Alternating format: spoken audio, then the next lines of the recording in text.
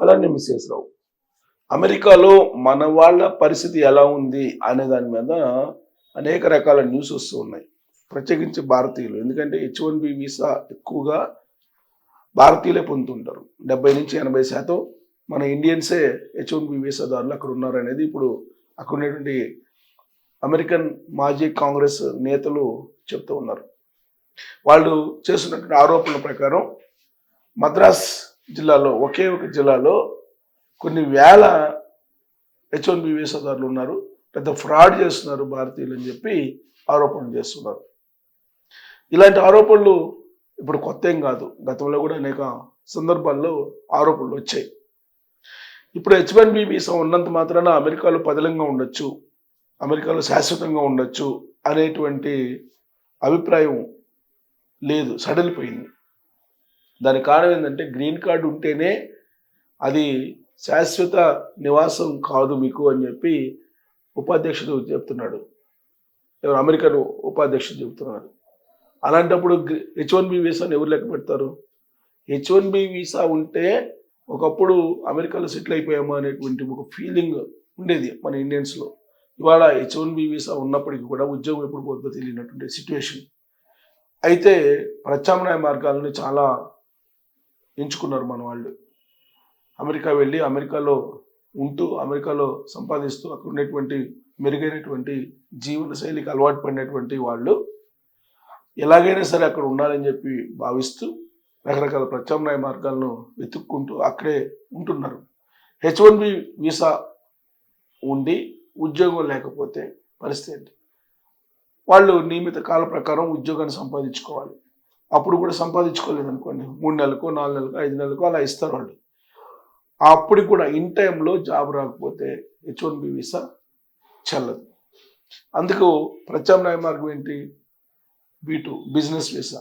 Business visa తోటి continue కావచ్చు. అందుకే అక్కడ ఉన్నటువంటి H1B వీసాదారులు జాబ్ పోతే కనుక ఇమీడియట్గా బిజినెస్ వీసా మీదకి చేంజ్ అవుతున్నారు.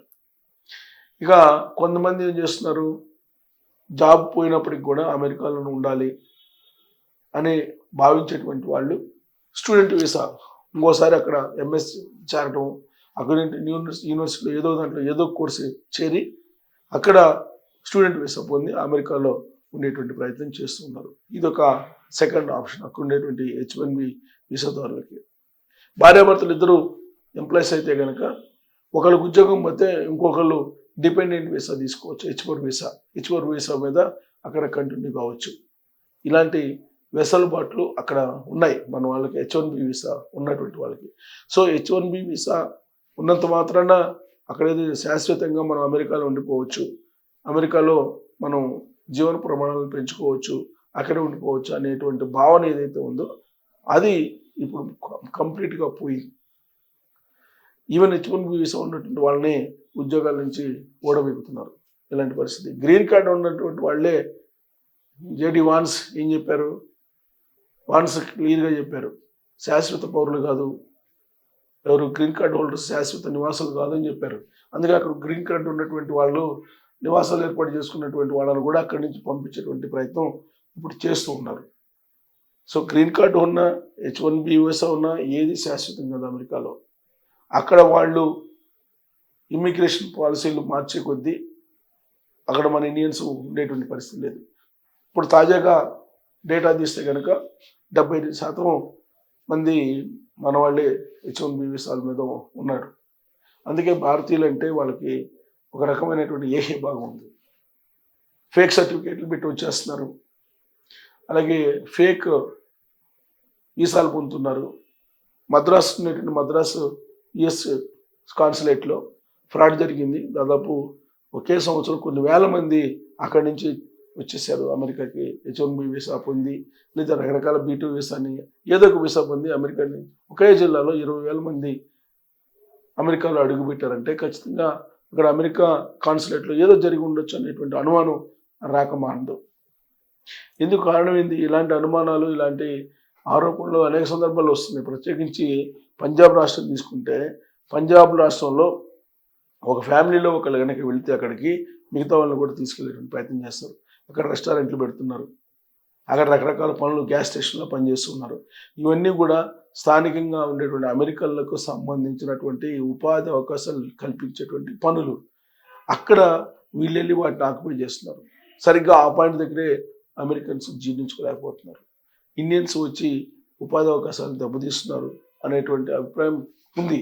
అందుకే ప్రజల యొక్క నాడిని గమనించి ట్రంప్ 2024 ఎన్నికలకు ముందు America first, great America, make again అని చెప్పి ఆయన ఒక నినాదం తీసుకున్నారు. ఆ నినాదంలో భాగంగానే ఇప్పుడు ఇల్లీగల్ ఇమిగ్రెంట్స్ని కాళ్ళు చేతులు కట్టి పంపించేస్తున్నారు ప్రత్యేకమైనటువంటి విమానంలో. ఇప్పుడు కొంచెం ఆలోచిస్తున్నారు ట్రంప్. ఎందుకంటే అమెరికా నడవదు, ఇతర దేశాల వాళ్ళు లేకపోతే కనుక అమెరికా నడిచేటువంటి పరిస్థితి ఉండదు. మేధావి వర్గం అంతా కూడా ఇతర దేశాలకు సంబంధించినటువంటి వాళ్ళు, అందులో కూడా భారతదేశానికి సంబంధించినటువంటి వాళ్ళు ఎక్కువ మంది మేధావులు ఉంటారని నమ్మేటువంటి లీడర్లలో ఇప్పుడు ట్రంప్ కూడా కలిసిపోయాడు. అందుకే ఒకవైపు ఆయన మారాడని చెప్పి సంబరపడాలో, లేదంటే H1B వీసాదారుల మీద నానాటికి కండిషన్స్ ఎక్కువ పెడుతున్నటువంటి క్రమంలో బాధపడాలి అర్థం కానటువంటి డైలమా స్థితిలో మన వాళ్ళు అక్కడ కాలం గడుపుతూ ఉన్నారు. జాబ్ ఆపర్చునిటీస్ కూడా తగ్గాయి. ఇప్పుడు తాజాగా రిపోర్ట్ ప్రకారం నా మిత్రుడు అమెరికా నుంచి ఒక ఆర్టికల్ పంపించాడు. అక్కడ రియల్ ఎస్టేట్ కుప్పగూలింది అని చెప్పి దాదాపుగా 9.8% తగ్గిందంట, గతంలో ఎప్పుడూ లేని విధంగా. అయితే గత 2019 నుంచి గత 4 సంవత్సరాల నుంచి దాదాపుగా 70-80% రియల్ ఎస్టేట్ హైక్ అయిందంట. ఒక్కసారిగా ఇప్పుడు 10% పడిపోయింది సుమారుగా అని చెప్పి ఆయన పంపించినటువంటి ఆర్టికల్లో ఉండేటువంటి సారాంశం. అంటే ఆర్థిక మాంద్యం అమెరికాని చుట్టుముడుతోంది. ఏ క్షణమైనా అమెరికాలో ఆర్థిక పరిస్థితి కుప్పకూలేటువంటి అవకాశం ఉంది. అదే జరిగితే కనుక ప్రపంచం మొత్తం కూడా ఇబ్బంది పడే అవకాశం ఉంది. సో అమెరికా ఆర్థిక వ్యవస్థ మీద, అమెరికాకు సంబంధించినటువంటి చట్టాల మీద, అమెరికాకు సంబంధించినటువంటి కండిషన్స్, అలాగే ఆదేశాల మీద ఆయా దేశాల యొక్క భవిష్యత్తు ఆధారపడి ఉంది. ప్రత్యేకించి భారతదేశం యొక్క భవిష్యత్తు ఐటీ రంగం మీద ఎక్కువగా ఆధారపడి ఉంది, సర్వీస్ సెక్టార్ మీద. సర్వీస్ సెక్టారు మన బడ్జెట్లో సింహభాగంలో ఉంటుంది.